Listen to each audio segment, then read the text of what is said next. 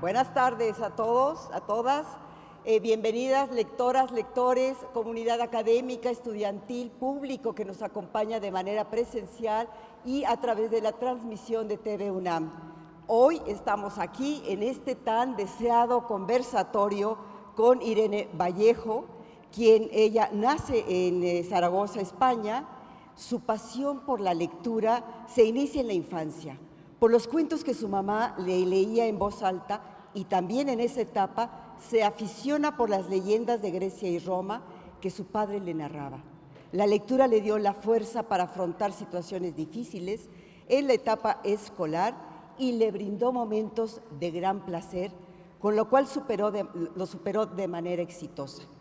Estudió filología clásica y obtuvo el doctorado europeo por las universidades de Zaragoza y Florencia. En las bibliotecas florentinas germina el infinito en un junco, ya que, como lo refiere Irene, las bibliotecas y los archivos son viveros acogedores donde cultivamos el saber para el mañana de cada día. El infinito en un junco es un ensayo publicado en 2019. Desde entonces, sus lectoras y lectores se multiplican de manera sorprendente, por lo que se ha convertido en un éxito editorial. Ha alcanzado 45 ediciones, está traducida a más de 30 idiomas y publicada en más de 50 países. Este infinito en un junco le ha merecido varios reconocimientos en España, entre ellos Premio Nacional de Ensayo, el Premio El Ojo Crítico de Narrativa, Premio Librerías Recomiendan del Premio del Gremio de Librerías, el Premio de las Librerías de Madrid, el Premio José Antonio Labordeta y el Premio Aragón 2021, además el Galardón de Acción Cívica de las Humanidades. Esta obra, por mi experiencia, la considero un éxito logrado gracias a este ensayo que es en torno a las aventuras del libro y de todos los personajes, situaciones, hechos, todos los elementos, espacios como la biblioteca que transcurren a través de los siglos y que Irene logró tejerlos en una narrativa entre, pues yo así lo veo, ¿verdad? Es mi lectura académica y literaria con elementos autobiográficos.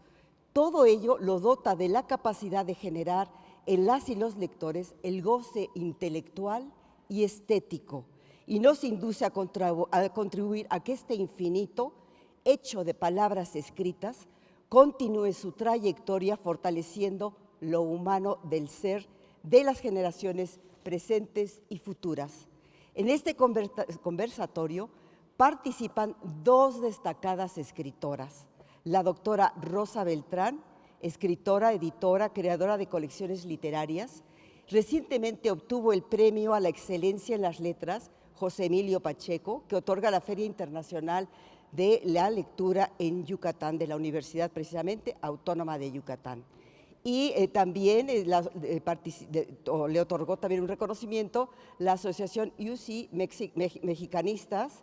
También es miembro del número 1 de la Academia Mexicana de la Lengua. Y como ya se dijo, es nuestra actual coordinadora de difusión cultural de la UNAM.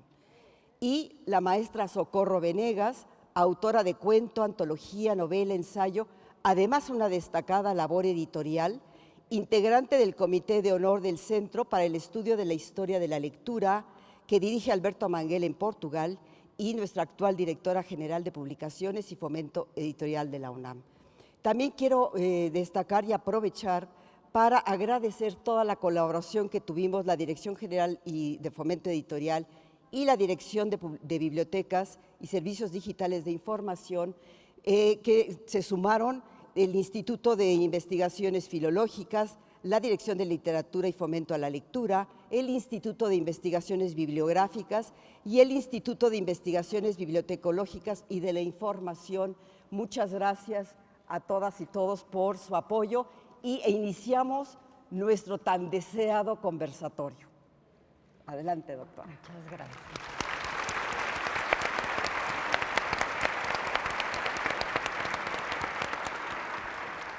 Buenas tardes. No puedo transmitirles la emoción inmensa que siento porque por fin pudimos hacer que coincidiera en esta conversación Irene Vallejo en la sala Nezahualcóyotl en la UNAM.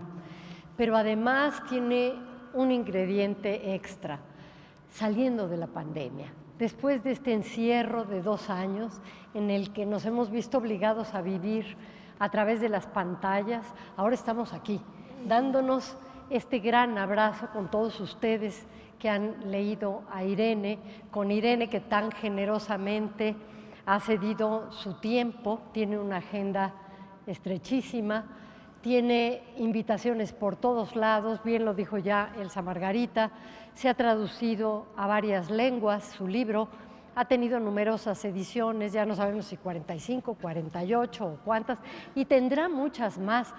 Es un fenómeno sorprendente desde el punto de vista de la lectura, que es el que más nos interesa aquí. ¿Por qué una obra que habla de los clásicos y de clásicos anteriores a la era de Cristo, creo que llega hasta el año 200 de nuestra era? ¿Por qué hablando de libros que se han escrito en lenguas que ya no conocemos? Hay quienes les llaman lenguas muertas, para nosotros el latín y el griego no lo son, pero poca gente las habla y las lee. ¿Por qué este libro ha tenido tantos lectores y lectores jóvenes y cada vez tiene más y tendrá muchos más? Yo quiero que esta primera pregunta, Irene, sea una suerte de hipótesis que yo me he planteado. Todavía no la convierto en ley. Y tiene que ver con una posibilidad de que este libro sea tan apasionante, tan atractivo. Y es que, siendo un libro de ensayos, no ensayo académico en rigor, pero sí a la manera de Montaigne, un libro que se va preguntando acerca de los distintos formatos de lectura, de las distintas posibilidades de leer, de todos los avatares que tiene la lectura. Tiene a un personaje central, que es el libro, que es como un héroe, como el héroe de Joseph Campbell. El libro va pasando por todas las distintas aventuras, incendios, inundaciones, secuestros, robos, etcétera, todas las peripecias que podríamos imaginar en cualquier tipo de literatura que hable de un héroe épico, las pasa el libro, y finalmente es un sobreviviente, y nosotros somos eso. Somos unos sobrevivientes. A mí no me había pasado, Irene, que yo me identificara con un objeto. Es el personaje principal, pero es un objeto. El libro, uno de los objetos más amados por mí y creo que por todos los que estamos aquí. ¿Tú cómo te explicas este inusitado éxito de lectura, esta pasión lectora del infinito en un junco? Gracias, en primer lugar. ¿Se escucha bien la voz? ¿Llega hasta el fondo?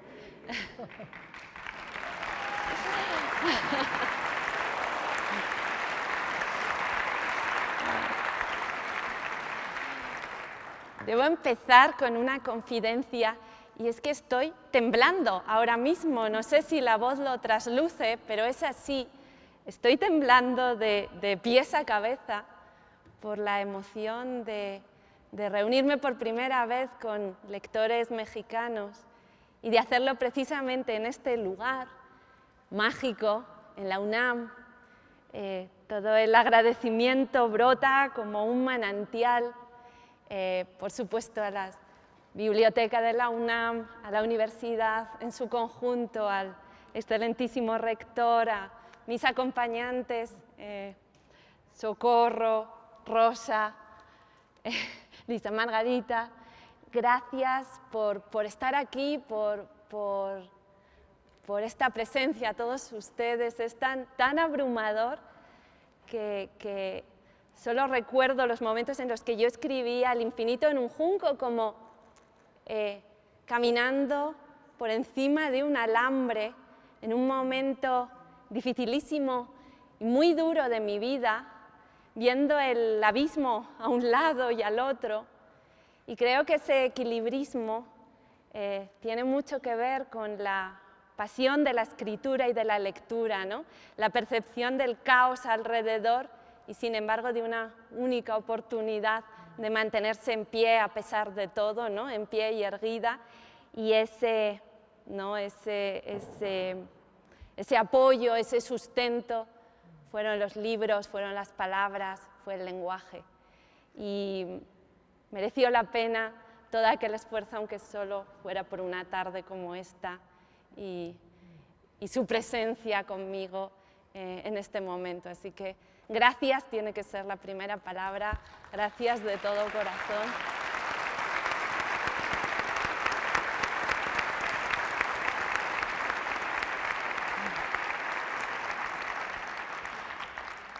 Yo respondiendo a Rosa diría que aún sigo en la máxima perplejidad respecto al infinito en un junco y todo lo que ha sucedido cuando encuentro libreros, autores, editores, les pregunto cuál es su interpretación, porque yo aún no doy crédito a todo lo que ha sucedido. Yo recuerdo cuando gestaba el libro en mi mente, absolutamente sin ninguna expectativa de tener lectores, apenas unos cuantos en el mejor de los casos, con un puñadito me conformaba. Y creo además que el infinito en un junco reúne todos los ingredientes y todas las decisiones que a priori parecían más desastrosas desde el punto de vista editorial y comercial. Una decisión, una opción por el ensayo, que siempre es un género minoritario, y un protagonista que, como bien decía Rosa, es un objeto, y podría parecer un protagonista frío, inerte, desapasionado, cuando yo pretendía levantar un edificio que era todo lo contrario, un canto en el que brota el entusiasmo, ¿no? el esfuerzo por sobrevivir, que creo que ha sido también la impronta principal de todos estos meses de pandemia. Y es que aunque nosotros somos frágiles, como es frágil el junco, como es frágil la materia vegetal con la que se fabrican los libros, la piel con la que se hizo cuando se escribían en pergaminos, el libro es frágil, pero al mismo tiempo es un gran superviviente. Y en ese sentido es una metáfora de todos nosotros. Todos somos esa fragilidad donde cabe el infinito de las emociones, el infinito de la poesía, el infinito de esas epifanías momentáneas en las que creemos de repente captar una belleza tan poderosa en el mundo que casi no cabe dentro de nosotros. Esos son también los libros. Y si todos nosotros somos mortales, algo de nuestra experiencia, algo de lo que vibramos, de lo que nos hizo conmovernos, queda en los libros. Y quizás los libros sean una forma de inmortalidad a través de las palabras, a través del lenguaje, ¿no? Un camino hacia el futuro que nos pone en comunicación con quienes vinieron antes y con quienes serán después. Y en esa cadena el libro nos ofrece una posibilidad de trascendencia, y eso es algo hermoso, ¿no? Algo que nos vincula. No percibimos el libro como un simple objeto. De hecho, las personas que nos apasionamos con la lectura utilizamos un vocabulario, un léxico muy especial para referirnos a los libros. Decimos el libro que amé, el libro que me apasionó.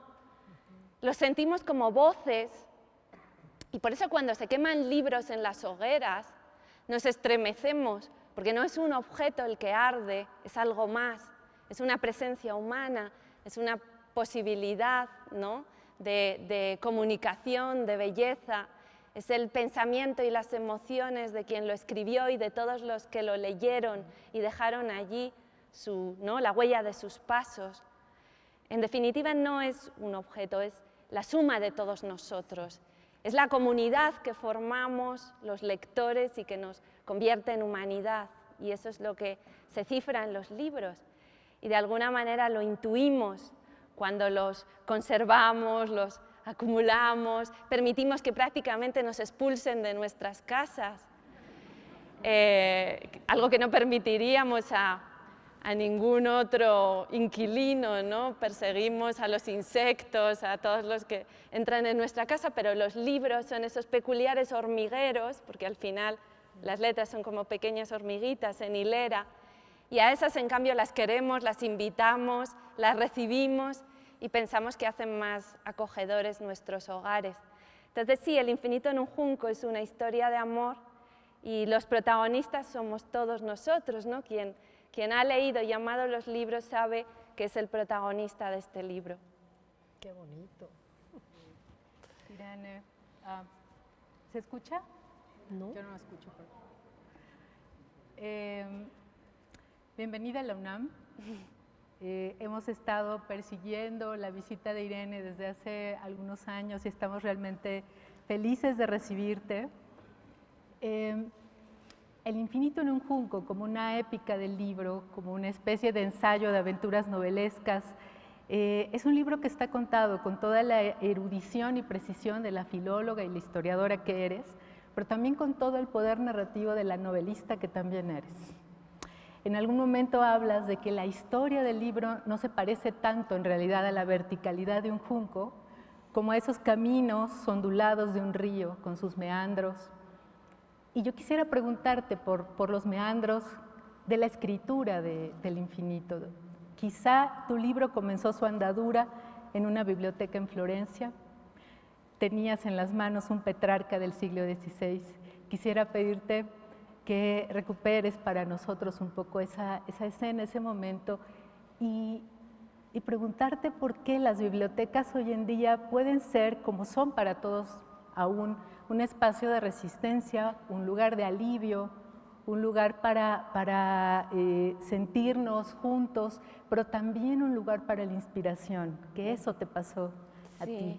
Sí, bueno, gracias, Socorro. Sí, mi historia es meandros, sin ninguna línea recta en absoluto. Empezó en realidad con una palabra que para mí es la palabra mágica, una beca de estudios que me permitió viajar a Florencia, algo que mi familia, por mi origen, nunca hubiera podido permitirme, estudiar un doctorado en la ciudad de Florencia y en la ciudad de Oxford.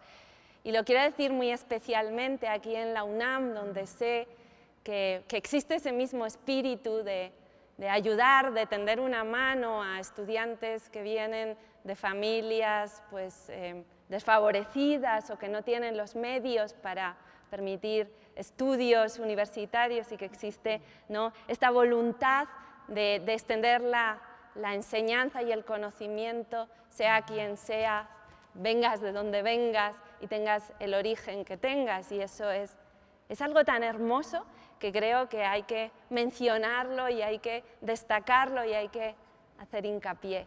Pues este libro comenzó con una beca que yo recibí en la Universidad de Zaragoza, en la que estudiaba, y que me permitió viajar a la ciudad de Florencia, y es más, permitió que se me abrieran las puertas como un ábrete sésamo de la Biblioteca Laurenciana y de la Biblioteca Ricardiana, que conservan las colecciones de la familia Medici.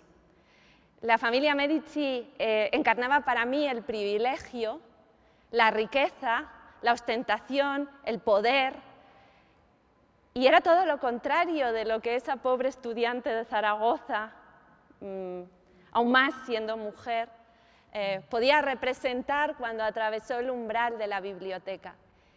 Y conseguir que ese libro estuviera entre mis manos no solo significaba mi placer en ese momento de acariciar, de disfrutar, de aspirar un libro tan maravillosamente bello, sino que me hizo consciente de toda una historia que había detrás de mí para que ese momento fuera posible.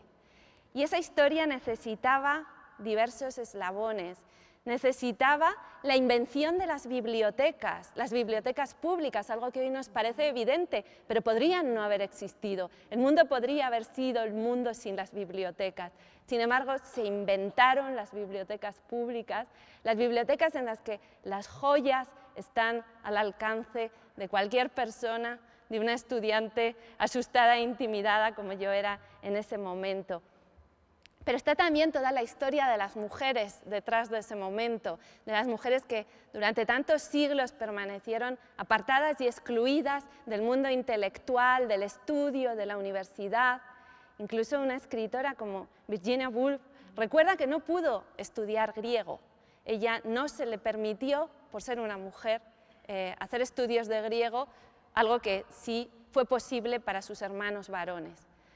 Entonces, todos y cada uno de los hitos que llevaron a ese momento aparentemente intrascendente, pero cargado de historia, de significados y de simbolismos, en el que el libro precioso de Petrarca se abre para mí, para mis manos enguantadas, para mi placer y para mi disfrute, es el resultado de una larga historia, de una peripecia, de una epopeya, yo diría, de un relato épico, que es el que he intentado relatar de la forma más apasionada posible en El infinito en un junco.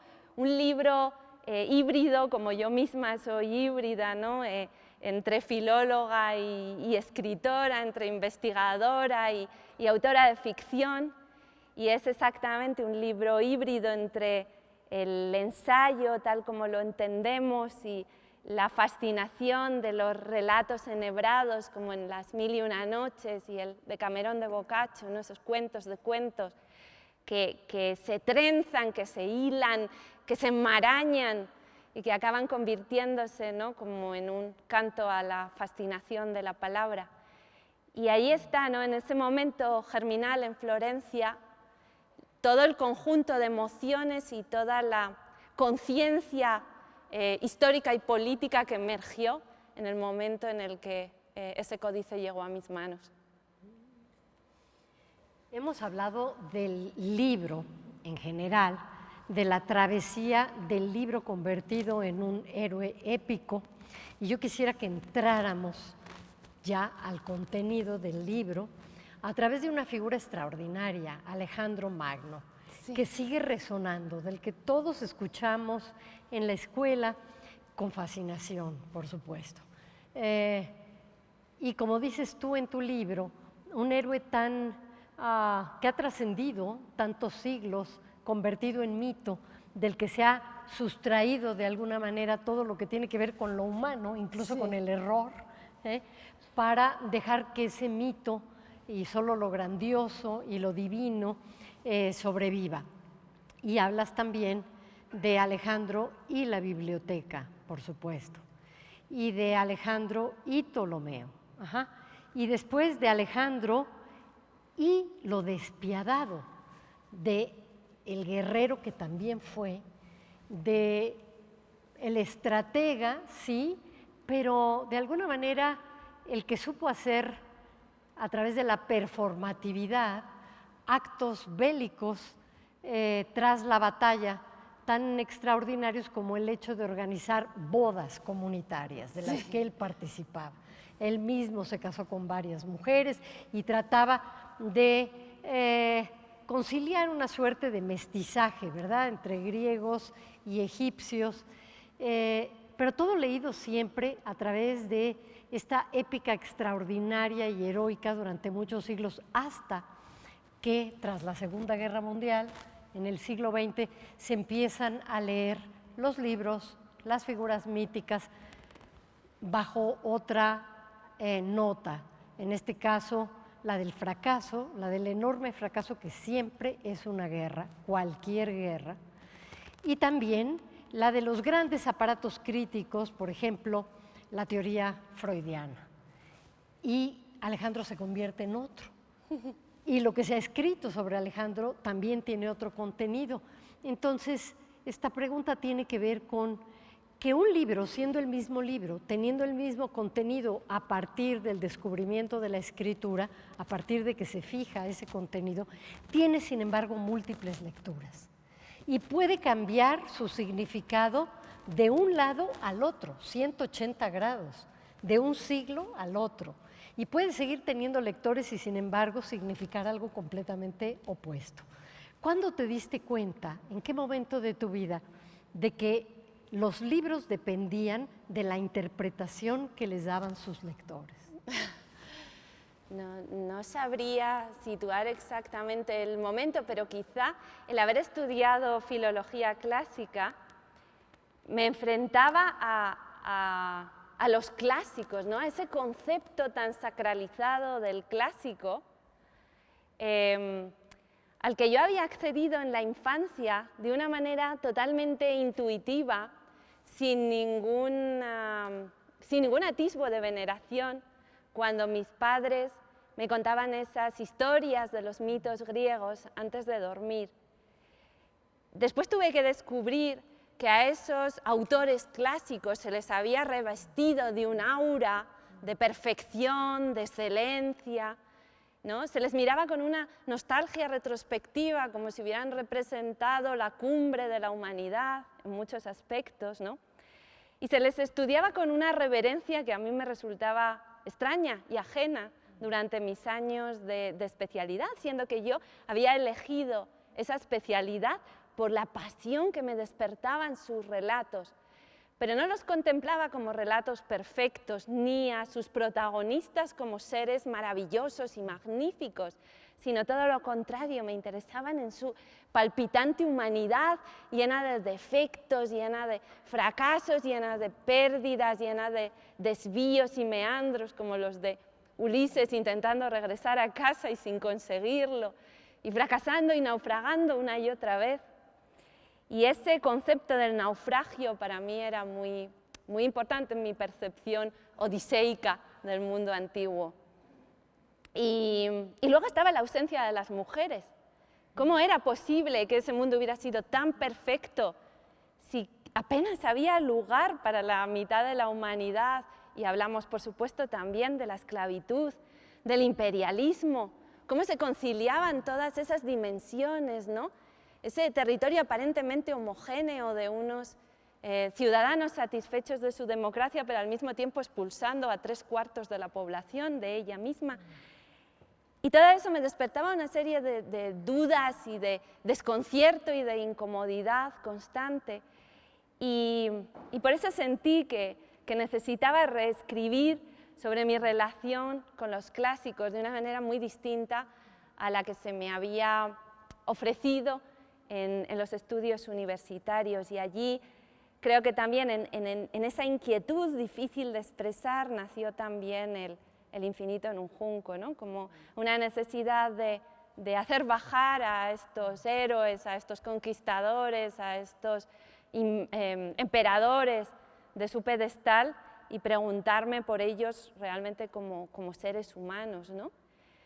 Lo cual también es enriquecedor, porque para mí Alejandro Magno, más allá de la violencia, de la conquista, de la estrategia, de las victorias, es mucho más cercano, casi como ese Don Quijote, que leyó la Ilíada siendo un joven y soñó con hacerla realidad en su propia vida. Y recorrió el mundo intentando revivir las batallas de Aquiles y estar a su altura, siempre con la Ilíada a su lado, ¿no? Y durmiendo con la cabeza apoyada en los rollos de papiro de aquel poema que le fascinaba, ¿no? Y era un personaje obsesionado por hacer realidad el sueño de Homero y que fundaba una ciudad porque había tenido una imagen onírica donde recibía la orden del propio Homero de fundar una ciudad allá, ¿no? Y toda esa literatura, ¿no? Ese Alejandro Magno letraherido que iba viajando en pos de un sueño y de la realización de un libro y de una historia, ¿no? Como nuestro Don Quijote, y también tropezando, cometiendo errores, injusticias, siendo violento, pero al mismo tiempo siendo, ¿no? Radicalmente enamorado de la palabra y de la literatura. Y por eso pienso que frente al fracaso, que no solo es una guerra, sino creo que también un imperio es siempre un fracaso, está también el hecho de que fue en la Biblioteca de Alejandría donde realmente se realizó su sueño de unir todas las palabras, ¿no? De un mestizaje de sueños, de ideas, de conceptos, de poemas, de relatos, de creencias, de religiones, y todos ellos convivieron en los anaqueles o en los nichos de la Biblioteca de Alejandría, allí donde se amontonaban los rollos. Y creo que esa fue la verdadera realización del sueño de totalidad de Alejandro Magno, que se equivocó en intentar hacerlo explícito, ¿no? Como una Ilíada verídica. Tendría que haber entendido que lo que tenía que haber hecho como Homero es crear un símbolo, una fantasía, una ficción, y ese símbolo, esa fantasía, esa ficción es la Biblioteca de Alejandría. En El infinito en un junco nos cuentas que el primer autor del mundo que firma una obra es una mujer. Se trata de Neduana, poeta y sacerdotisa, que escribió un libro 1500 años antes de Homero. Pero resulta que 1500 años después solo hay una presencia femenina en el canon literario griego, que es la poeta Safo. En tu libro hay un recorrido, una mirada que me parece muy importante y que ya ahora se ha estado exteriorizando sobre la presencia de mujeres lectoras, de mujeres escritoras, de mujeres del libro en la antigüedad. Nos compartes la nostalgia con tu profesora Pilar, que quieren recuperar las palabras de las escritoras perdidas. Nos hablas de Penélope, cuyo hijo le dice: la palabra es cosa de hombres, y la arrincona. Nos cuentas también cómo se asesina a Hipatia, y lo haces de una manera tan gráfica que la indignación para mí como lectora es tremenda, ¿no? Lo pienso ahora y no puedo evitar pensar también en los innumerables casos de violencia contra las mujeres que cada día vemos, ¿no? Esas mujeres que son deformadas por exparejas que les lanzan ácido en la cara, en fin, bueno, crímenes equivalentes a ese que hoy siguen ocurriendo y que muestran esto que en tu libro vemos, esas tremendas simetrías entre el mundo antiguo y nuestro mundo hoy. Pero con respecto a las mujeres, también nos hablas de una Espacia que pudo haber influido en Platón con esta noción de la igualdad entre hombres y mujeres. Y citas a Carmen Martín Gaite, que nos habla, que nos pide no arrinconar a Neduana, ni tampoco, cito, a sus audaces y ateridas sucesoras. Y me parece una palabra importante, ateridas, porque empiezo a entender mucho también de esta intemperie en la que han estado solas muchas autoras a lo largo del tiempo. ¿Por qué no debemos permitir que se las arrincone? ¿Por qué no debemos dejar que este mundo las olvide, deje de leerlas? ¿Por qué no debemos dejar que se pierdan en nuestra historia lectora? Una gran pregunta. Yo me siento muy feliz de estar compartiendo este escenario con estas tres espléndidas mujeres que además, todas ellas feministas y que han luchado por rescatar, por reivindicar, por cuidar el legado de la palabra de las mujeres, y eso es enormemente importante porque ha sucedido que las mujeres en la literatura, en la creación, en general en el uso de la palabra, siempre hemos carecido de una tradición. Nos faltaban las antepasadas, nos faltaban los referentes. Incluso si los había, no los conocíamos, y por eso nos faltaba la convicción, siempre ese adjetivo ateridas, ¿no? Siempre sintiendo que empezábamos desde el principio y que hacíamos las conquistas por primera vez, ¿no? Ese sentimiento de frío que es la soledad de una falta, de una ausencia, de una carencia de genealogías, y que se produce generación tras generación porque las mujeres, después de muertas, incluso si han sido admiradas y leídas y escuchadas en vida, se disipan en la nada. Se pierde su recuerdo porque no hay eruditos, profesores que recuerden a esas mujeres, sino que las dejan desaparecer. Y esa especie de volatilización permanente ha hecho que falte la convicción, la seguridad, la certeza, ¿no? Y siempre vivamos con esa sensación del pájaro desprotegido, ¿no? Al que persigue un depredador muchas veces y solo tiene sus pequeñas alas para huir. Por eso me parece tan importante volver la vista atrás, como yo hacía con mi maestra Pilar, y las dos muy conscientes de la paradoja que suponía amar una tradición literaria que ha sido siempre tan hostil con las mujeres. Y sin embargo es cierto que la amamos, es cierto que nos constituye esa tradición, es cierto que no queremos renunciar a ella, pero al mismo tiempo sabemos cuántas fueron expulsadas de ese canon, ¿no? Y bueno, pues este libro es también un homenaje a ella, un homenaje a mi madre, un homenaje a las mujeres de la oralidad que nunca llegaron a aprender a leer y escribir. Y eso me parece un acontecimiento importante, porque la oralidad pertenecía a todos. Sin embargo, el momento en el que se inventa la escritura es el momento en el que esa herramienta, esa tecnología confiere poder, y el poder queda en manos de los privilegiados. Y la escritura y los libros son al principio un reducto para aristócratas, reyes, emperadores, gobernantes, que son los que poseen los libros, los que los leen, los que saben escribir, primero las castas de escribas en Egipto, Mesopotamia, después en la civilización antigua, ¿no? Los más ricos, los más potentados, los más privilegiados. Y allí quedan las mujeres en ese territorio que es el de la oralidad, conservando los recuerdos, narrando, tejiendo historias y relatos, pero expulsadas del libro que las podría consagrar.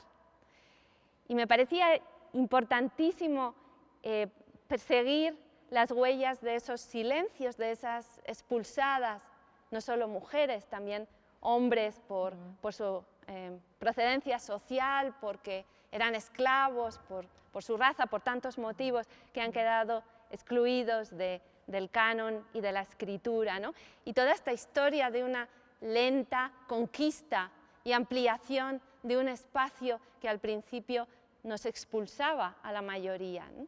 Y esta es la historia que cuenta El infinito en un junco, con especial atención a esas mujeres.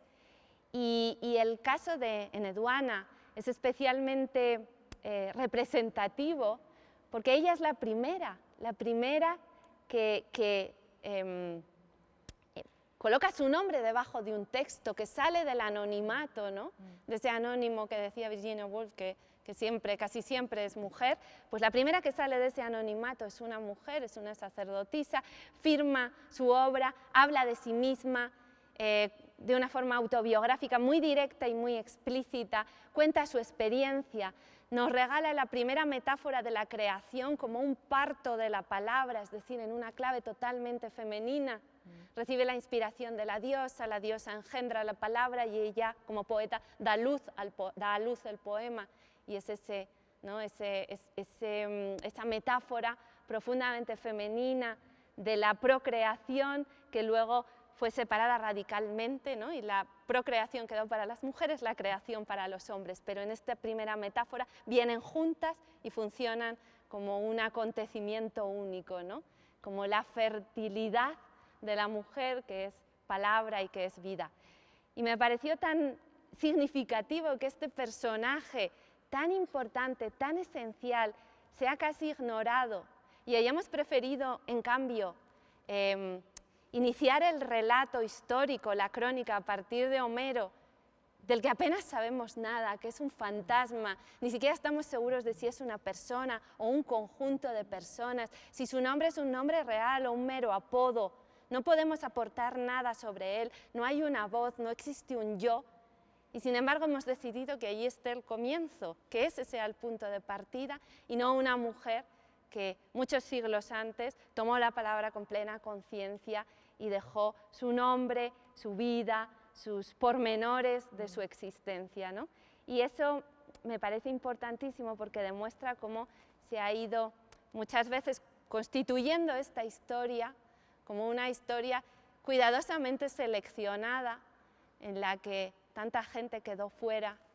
Y creo que El infinito en un junco es el relato de cómo nos hemos reapropiado de los libros, de la literatura, del pensamiento, de las genealogías, y cómo podemos ser ahora arqueólogos, arqueólogas de la palabra de las mujeres, intentar rescatarlas, o al menos su presencia, sus huellas, ¿no? la sombra de su paso, hay mucho que rescatar del silencio y bueno, yo creo que estoy acompañada precisamente de mujeres que se han involucrado en esa tarea y de las que yo pues todavía tengo mucho que aprender en ese terreno, así que en ese sentido toda mi gratitud por ese terreno que sembráis cotidianamente y donde creo que hay una verdadera esperanza, ¿no? De que esos mensajes y esas ideas de emancipación que crearon los clásicos pero que utilizaron tan selectivamente, finalmente podamos hacerlos realidad también para las mujeres y para todos los excluidos. Bueno, ya llevamos... Sí.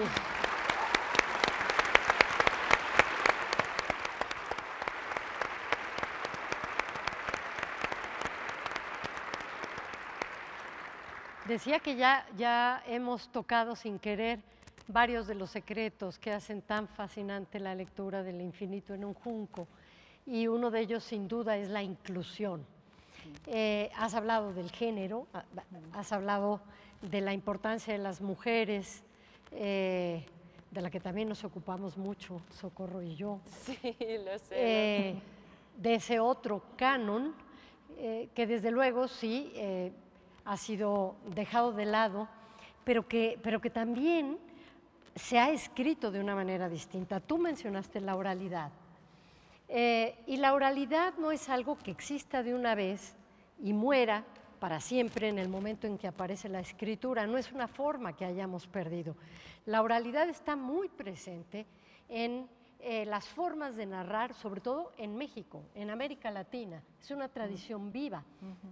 Tú viste ahora los murales, el de O'Gorman, pero otros murales también de Ciudad Universitaria en este año que se cumplen los 100 años del muralismo, y viste cómo está escrita de otra forma la historia fuera de lo que canónicamente conocemos como libro. Y tocas en un capítulo que a mí me parece apasionante, en realidad muchos me parecen apasionantes, pero el tiempo no me daría para referirme a ellos. Pero este concretamente me parece apasionante porque expandes la experiencia de la escritura al cuerpo. Sí. Y dices, más o menos, que aunque no lo querramos, cada uno de nosotros tenemos inscrita en nuestro cuerpo nuestra historia. A través de las edades que vamos cumpliendo, a través de las cicatrices, a través de las arrugas, de la gordura o de la flacura, o ahí hay un lenguaje también que nos está escribiendo y del que de alguna manera en muchos casos somos responsables, en el sentido de que respondemos porque es nuestra historia. Pero hay otra manera en la que se escribe en el cuerpo, desde el cuerpo, que a mí me interesó mucho, me hizo sentido cuando yo te estaba leyendo, porque tengo una compañera, escritora también y académica, Maite Zubiaurre, que recientemente me platicó de su experiencia en el sur de México, en la frontera sur de México, donde está consignando el testimonio de los migrantes salvadoreños, guatemaltecos, haitianos, que están refugiados y no han podido atravesar hacia donde quieren, pero que se tatúan en el cuerpo su historia. Utilizan su cuerpo como un libro sin estar conscientes de que están haciendo esto. Simplemente le enseñaron sus tatuajes y ella se dio cuenta de cómo estos tatuajes estaban hablando de esa experiencia, de ese trayecto, iba a quedar para siempre en sus cuerpos. Esto me impresionó muchísimo. Igual que me impresiona que estemos viviendo en una época donde muchos se tatúan. Mis estudiantes, nuestros jóvenes, pero y a veces los no tan jóvenes también, deciden tatuarse, ponerse símbolos que los representen. ¿Por qué crees que hay esta suerte de fiebre por el tatuaje? Que se escribe en el cuerpo. Es una fiebre muy antigua, de hecho, uno de los episodios, ¿no?, que yo relato en el libro es como ¿no? Se utiliza un tatuaje como mensaje secreto para provocar una rebelión, ¿no? Son en dos ciudades de Persia, ¿no? Están preparando un levantamiento, pero los caminos están vigilados, los cabecillas tienen que ponerse de acuerdo para empezar el levantamiento simultáneamente y no saben cómo atravesar ese mensaje por las líneas de soldados que vigilan los caminos. Y entonces toman una curiosa decisión, cuenta Heródoto en sus historias, que es rapar a un esclavo, grabar un mensaje en su cabeza y después dejar crecer el pelo. El mismo esclavo no sabe el mensaje que lleva inscrito en su propia cabeza, es de alguna manera un libro viviente, un libro inconsciente de la literatura, ¿no? Del mensaje del que es portador. Solo sabe que tiene que ir a ver a una persona y decirle que le rape y lea lo que lleva en la cabeza. Y por supuesto los soldados que lo registran en el camino son incapaces de encontrar ese mensaje secreto, ¿no? Y así es como se consigue realizar ese levantamiento que parecía imposible. Y es un testimonio muy temprano de la utilización del tatuaje en el mundo antiguo, del que por la antropología se sabe que muchos pueblos se han servido a lo largo de la historia. Y es que tenemos esa voluntad de ser nosotros mismos un libro, ¿no? De ser nosotros una narración. Los tatuajes son muchas veces símbolos, pero también palabras. Y esas palabras se hacen cuerpo, se hacen carne, ¿no? Como dice la Biblia, el verbo se hizo carne, pues en un tatuaje el verbo se hace carne, palpita, late, se mueve, suda, sangra, ¿no? Es la palabra radicalmente corporeizada, que es algo muy bello y muy simbólico y significa, ¿no? Tiene que ver con todos los simbolismos asociados al poder mágico de la palabra. Y por tanto es algo muy antiguo, muy remoto y que nos pone en contacto, ¿no? Quizá con los orígenes mismos de la palabra y del hechizo, ¿no? que nacieron simultáneamente y que están en el origen tanto de la literatura como de la medicina, ¿no? La idea de que a través de las palabras se pueden producir efectos, emociones y también sanación. Y me parece muy hermoso que luego realmente nuestros libros, en un periodo histórico, a través del pergamino, también se hicieran con pieles. Los libros eran pieles donde se tatuaba y por un lado está ese simbolismo del libro que se convierte en piel y por tanto se humaniza, por otro lado el aspecto terrible de la matanza de animales que eran necesarios para producir esos libros, ¿no? Ahí es donde civilización y barbarie están juntas y están unidas. Pero es cierto que tenemos esa necesidad de convertirnos nosotros mismos en narración, en libro, en historia. Queremos decorarnos, queremos ilustrarnos, queremos que nuestro cuerpo sea expresión de toda una serie de símbolos y en ese sentido estamos intentando convertirnos en seres mágicos. Y es algo que creo que es profundamente hermoso y muy hondo y ancestral, ¿no?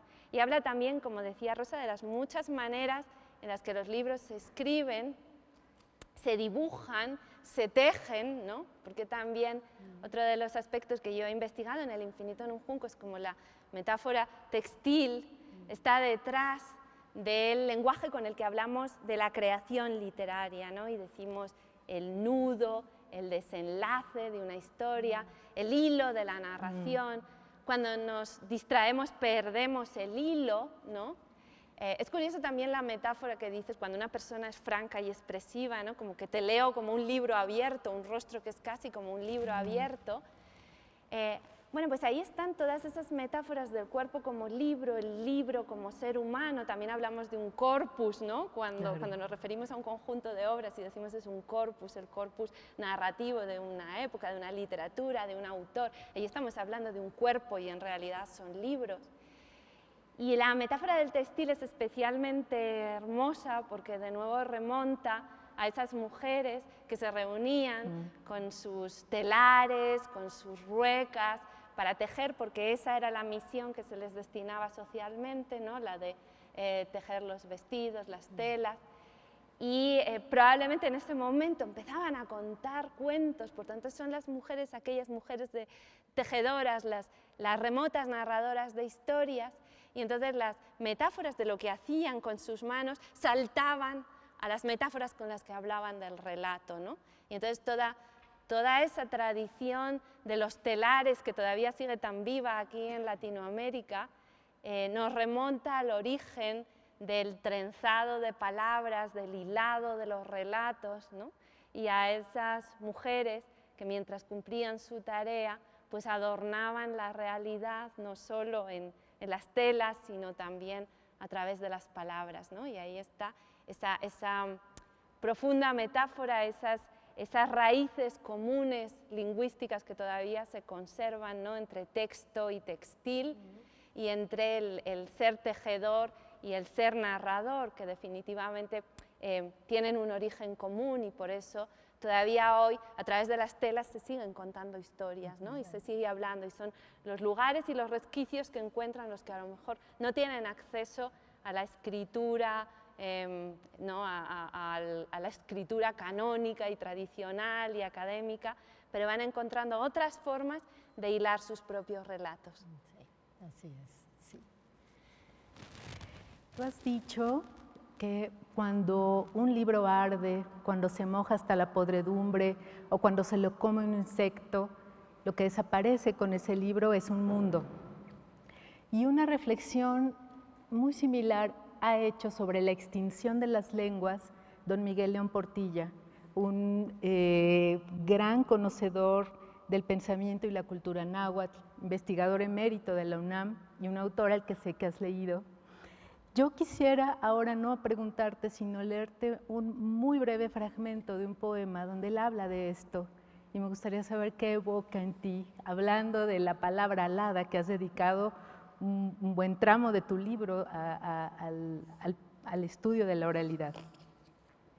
Cuando muere una lengua, sus palabras de amor, entonación de dolor y querencia, tal vez viejos cantos, relatos, discursos, plegarias, nadie, cual fueron, alcanzará a repetir.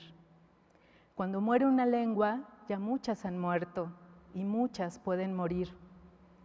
Espejos para siempre quebrados, sombra de voces para siempre acalladas, la humanidad se empobrece. Es bellísimo, es realmente bellísimo, y es conmovedor porque realmente sucede. Hace relativamente poco tiempo murió la última hablante de una lengua indígena, y es algo que no deberíamos consentir, ¿no? Que esa riqueza pereciera y que se desapareciera toda una mirada sobre el mundo, porque decía Carlos Fuentes que el mundo lo vemos cuando somos capaces de nombrarlo, vemos aquello para lo que tenemos una palabra. Cuando no sabemos cómo, ¿no? con qué sustantivo referirnos y solo podemos señalar con el dedo, aquello no tiene auténtica realidad para nosotros, ¿no? El lenguaje la hace visible, la convoca y le da una auténtica entidad que permite que quede en la memoria, incluso que podamos discernirla en el recuerdo con sus perfiles nítidos. Y a mí esa reflexión de Carlos Fuentes me emociona porque creo que es cierto. Cuántas vertientes de la realidad, cuántas facetas, cuántos colores, cuántas emociones desaparecen para siempre cuando desaparece la palabra única con la que se lo denominó en alguna lengua. Y bueno, creo que además los filólogos tenemos esa vocación y esa tarea, que es la de reivindicar el valor de todas las lenguas. Yo no entiendo que se pueda amar una lengua sin amar a todas las demás. Y muchas veces se crea un combate, ¿no? Una fricción entre las lenguas, como si una debiera crecer a expensas de la otra, cuando en realidad las lenguas son todas las distintas dimensiones de un mismo amor por la palabra y por el relato y por la expresión y por la belleza, ¿no? Y hay allí pues de nuevo una ambigüedad con los libros, ¿no? Que son muchas veces representantes de una idea única de la cultura, y en ese sentido pues los colonizadores han llevado los libros a culturas ágrafas y han impuesto junto con el libro una determinada imagen de la civilización. Por otro lado, a veces el el don de la escritura ha ayudado a salvar del olvido esas lenguas que hasta ese momento eran ágrafas, ¿no? Y por tanto han sufrido un ataque, pero al mismo tiempo han recibido una herramienta que pueden utilizar para su salvación, ¿no? Y ahí están los dos extremos y esa polaridad que a veces es perversa, pero que también puede servir al rescate. Es una historia muy compleja, la del libro, la de los alfabetos, la de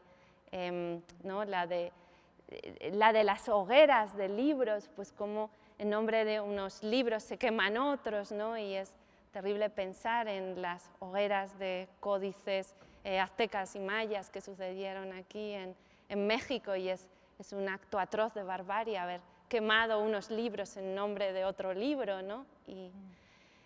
Y es terrible pensar que eso sucedió, y por eso creo que es necesario insistir que el libro tampoco es necesariamente un vehículo de progreso, porque a veces en nombre de un libro o de un cierto libro se cometen también actos de barbarie. Los libros son como nosotros mismos, portadores de nuestros prejuicios, de nuestros sesgos, de nuestros estereotipos, ¿no? Son instrumentos y herramientas que emanan de nosotros y que pueden tener, pues, nuestras mejores virtudes, pero también nuestros peores defectos. Y así creo que debemos entender los libros, ¿no? Como una expresión de una libertad que a veces se plasma también en discursos de dominación, de odio, de persecución. Y bueno, pues en esa dualidad, en esos claroscuros, se mueve este objeto fascinante que es el testigo de lo que somos y de lo que hemos sido, pero que ha tenido la virtud a lo largo del tiempo de salvar, no todas, pero algunas de nuestras mejores ideas, de nuestros versos más bellos, de nuestros pensamientos o impulsos más nobles, también el testimonio de nuestra oscuridad. Y con todo ello, con todo este retrato, todo ese relato, podemos construirnos mucho más libremente que si careciéramos de todo ese bagaje de palabras, y en nuestra mano está usar los libros para que garanticen nuestra libertad y para que no sean nuevamente, pues, motivo de barbarie, ¿no? Y creo que es de lo que hablaba el texto tan hermoso que leía Socorro. Podríamos quedarnos aquí horas.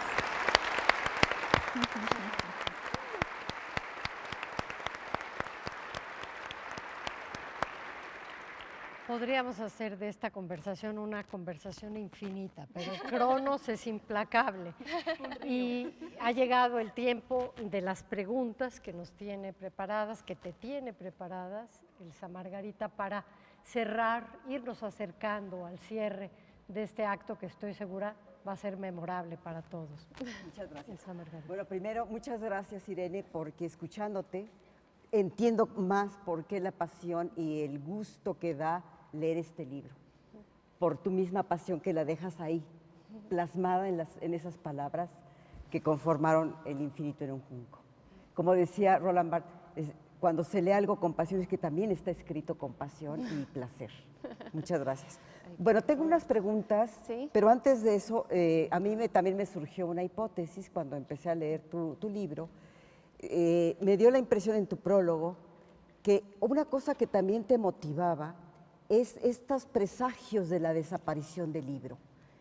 No sé si eso también fue un motivo de decir, pues, miren todo lo que ha hecho el libro a la humanidad. Entonces, no sé si esta hipótesis es cierta o yo interpreté mal. Totalmente, totalmente. Empezó el libro como un impulso de rebeldía frente a los relatos apocalípticos sobre la próxima desaparición de los libros, que no es solo la desaparición de los libros, sino también la hipótesis de la desaparición de los lectores, que nos hace sentirnos a quienes amamos los libros casi como los últimos ejemplares de una especie en extinción, muy solos, ligeramente anacrónicos y extravagantes, ¿no? Y muchos de nosotros, bueno, como somos en general gente educada, poco ruidosa socialmente, no nos manifestamos, no tomamos las calles, nunca acabamos de estar ciertamente seguros de cuántos somos, y por eso yo a veces he pensado en la hipótesis de un día del orgullo lector que nos hiciera salir a las calles y en carrozas, bailando y festejando, ¿no? Esa condición perseguida o al menos constantemente desahuciada, ¿no? Los lectores siempre como si fuéramos alguien que estuviera a punto de abandonar la faz de la tierra, ¿no? Dejando un desierto detrás. Y había esa voluntad de rebelarme incluso, no sabiendo si era una rebelión absurda y aislada y sin posible eco, pero yo lo sentía adentro y decía, no, pero si el libro, precisamente si se caracteriza por algo es por la supervivencia, y por la supervivencia gracias al amor de todas esas personas anónimas como nosotros, cada uno, todos y cada una de los lectores, que hemos amado un libro y lo hemos conservado en nuestra biblioteca y lo hemos compartido con amigos y lo hemos hecho revivir en las interpretaciones y en las emociones de otros lectores. Y hemos sentido que formaban parte de nuestra vida, y los bibliotecarios y bibliotecarias y profesores y todas las personas que han hecho, ¿no? Posible esta épica del libro. ¿Por qué de ellos no se habla y en cambio se habla de la desaparición y se rinde este culto a las pantallas, que sí son útiles y son necesarias? Ahora mismo nos están permitiendo comunicarnos con muchas personas que no están en esta sala y es maravilloso, pero tampoco hace falta pensar que vayan a destruir el hábito de la lectura y el amor por la literatura, ¿no? Y bueno, pues de esa rebeldía nació también el deseo de escribir este libro, y de lo más bello que ha pasado ha sido descubrir que no era una rebelión, ¿no? Una resistencia solitaria y aislada, sino que estaba allí tanta gente que sentía esa misma, ¿no? Esa misma soledad, esa misma pregunta, ¿no? Sobre si seremos pocos, si estaremos al borde del abismo de la desaparición, y sin embargo afloraron a través del infinito en un junco como un detonante, y esta comunidad del junco ha demostrado ser muchísimo más numerosa de lo que nos decían. Somos más de lo que nos hacían creer, más incluso de lo que se pronosticaba cuando el libro parecía que el infinito en un junco no tenía muchas posibilidades. Así que esa rebeldía creo que es la rebeldía en nombre de las personas silenciosas que están velando por las palabras, desde los colegios, desde las universidades, desde las bibliotecas, desde todos los promotores de la lectura en el mundo rural, en los lugares más alejados. Aquí en Latinoamérica está sucediendo constantemente, ¿no? Todo ese entusiasmo de los promotores de lectura en distintos rincones del continente, y todo eso es, yo creo, como un gran impulso, una gran cadena, una gran humanidad, ¿no? Que se niega a ver desaparecer los libros, los relatos y las palabras, y eso ha sido bellísimo descubrir que seguía vivo, y que en último término pues la aventura de la que habla el infinito en un junco aún sigue adelante y aún la hacemos realidad. Cada uno de nosotros, ustedes los que están sentados en esas sillas, también forman parte de esta épica y aún tienen esa misión de salvar los libros. Y yo creo...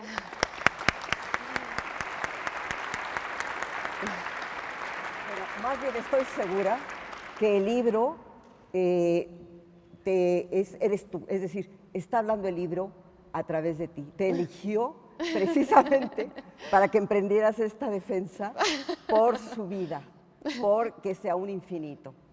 Entonces, bueno, tenemos, perdón, ¿me querías decir alguna cosa? Que nos queda tiempo para dos preguntas. Dos preguntitas. Bueno, nada más te quiero hacer, son de dos jóvenes, bueno, más bien son jóvenes que conforman un grupo que precisamente se están ellos formando como mediadores de lectura. Es un grupo de islas de lectura que precisamente ha emprendido la Dirección de Literatura y Fomento de la Lectura de la UNAM, y va dirigido a todo público, no nada más a niños y jóvenes, adultos también. Entonces, aquí hay hay varias preguntas, pero dice, te voy a escoger una, de Leslie Ramírez Díaz. El libro, como se ha dicho ya en varios medios, tiene esta capacidad de hacernos partícipes de viajes históricos y cultural que emprende a lo largo de sus páginas. ¿Cómo fue que configuró la idea de relatar esta historia? Sí, es gran pregunta, Leslie, si nos está escuchando, muchas gracias. Pues ciertamente el libro nació de esa necesidad de homenajear y de realizar un acto de gratitud, ¿no? Por esa conciencia que yo tengo de que el lugar que he tenido el privilegio de ocupar es el resultado de las rebeldías y las luchas de muchas personas que vinieron antes de mí. Y esa es una dimensión que también preserva el libro, ¿no? Porque somos la única especie que conocemos nuestra historia, nuestro pasado, las luchas de nuestros antepasados. Los demás, los animales están condenados a conocer el mundo solo desde el momento en el que nacen hasta el momento en el que mueren. Todo el pasado no existe para ellos, ¿no? El mundo está muriendo y creándose con cada animal que nace o muere. Y sin embargo nosotros tenemos esa posibilidad de conocer y dar continuidad a esas luchas y rebeliones de nuestros antepasados. Entonces yo creo que el libro es precisamente el vehículo de todo eso, o puede serlo en el mejor de los supuestos, y yo configuré este libro como esa historia, como ese relato, ¿no? En el que al principio el protagonista iba a ser el libro, pero luego giró de alguna manera hacia los salvadores del libro, que son todas esas personas que han hecho esas tareas silenciosas y sigilosas a lo largo del tiempo, y entonces perseguí las huellas de esas personas. Y es muy simbólico que empiece con la Biblioteca de Alejandría, con los soldados misteriosos, con ese mundo de guerreros y de hombres, y acabe, ¿no?, la historia, y bueno, no es un spoiler, con unas bibliotecarias a caballo, que coronan esa aventura de una manera totalmente distinta, ¿no? Es la aventura pacífica de llevar los libros a los rincones, ¿no?, a donde no llega la palabra, la cultura, la oportunidad de sanar las heridas y de construir el pensamiento a través de la cultura, ¿no? Y entonces esas bibliotecarias a caballo, que son las del estado de Kentucky, pero hubieran podido ser las de las misiones pedagógicas, por ejemplo, que llevan los libros a donde los libros no han llegado nunca, ¿no? Y entonces algo ha cambiado. Hemos empezado con los héroes tradicionales de toda la épica, que son los guerreros, los soldados, los combatientes, y acabamos con lo que yo propongo como una nueva épica, que es la épica de las bibliotecarias, la épica también de promotores y mediadores de lectura. Aquí va, te voy a decir, perdona que te interrumpa, pero es que, mira, se liga perfecto con esta otra pregunta. Manuel Emiliano Aquino López, ¿cuáles son los retos a los que crees que se enfrentan las bibliotecas hoy en día? A ver. Bueno, Manuel Emiliano, son muchísimos los retos, porque las bibliotecas son una creación humana que ha estado en constante evolución, y yo creo que una de las que mejor se ha transformado a lo largo de la historia, ¿no? Porque comienzan siendo bibliotecas muy para privilegiados, ¿no?, con un acceso muy restringido, y hemos conseguido crear bibliotecas genuinamente públicas donde todo el mundo se ha admitido, y ese ha sido un cambio fundamental y un cambio profundamente democratizador.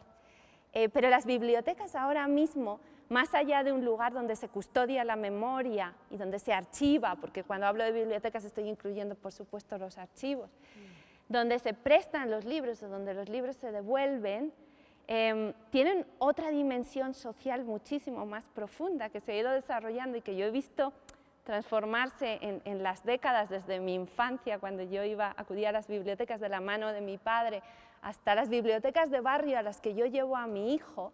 Las he visto cambiar y transformarse, acoger eventos, conversatorios, acoger a los narradores orales del presente que hacen sus sesiones de cuentacuentos para niños, para bebés, para adultos.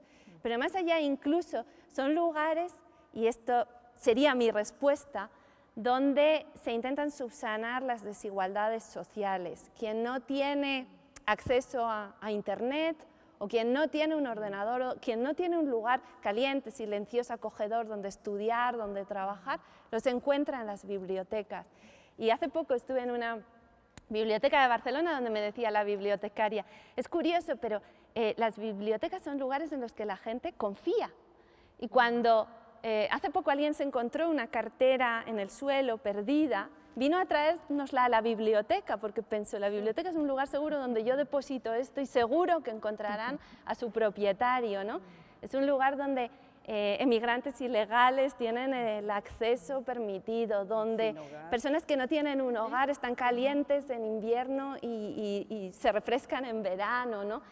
Es un lugar de acogida en un sentido muy amplio que en las sociedades en su conjunto pues, no es tan frecuente, ¿no? Y a mí me gusta destacar esa dimensión. Hay lugares, bibliotecas rurales, que son el único foco cultural posible en territorios donde no llegan otras redes u otros acontecimientos, ¿no?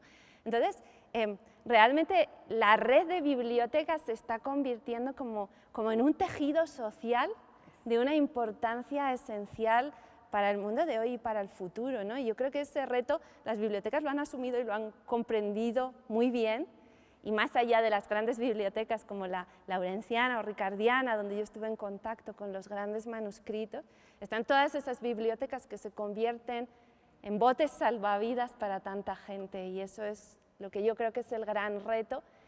Y hay un gran reto de la sociedad de extender ese ejemplo a otras instancias y a otras formas de entender la realidad, ¿no? Las bibliotecas donde realmente todo el mundo tiene las puertas abiertas. Muchas gracias por destacar esto tan importante para las bibliotecas.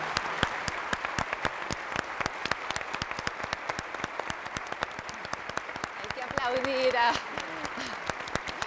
las bibliotecas y bibliotecarias. Tú sabes el privilegio inmenso que ha sido escucharte, tenerte en la sala Nezahualcóyotl, tenerte en la universidad, que es un lugar que surge con los libros, que sabe cuál es el valor que tienen los libros, y hacernos llegar este mensaje que, como bien dijiste, encarnó en ti y en cada uno de nosotros, porque ya nos explicaste de qué manera somos un libro y podemos ser una biblioteca también para multiplicar este milagro de los libros. Muchísimas gracias a todos ustedes por habernos acompañado. Gracias a Socorro Venegas por todos los esfuerzos por traer a Irene. Gracias a ti, gracias, compañero.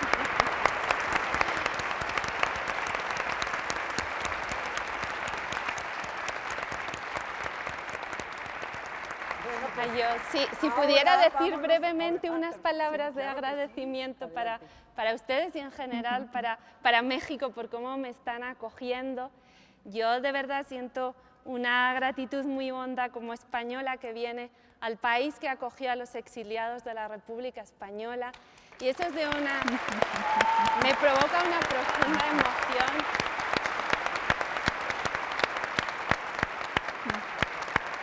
Creo que una gran parte de nosotros,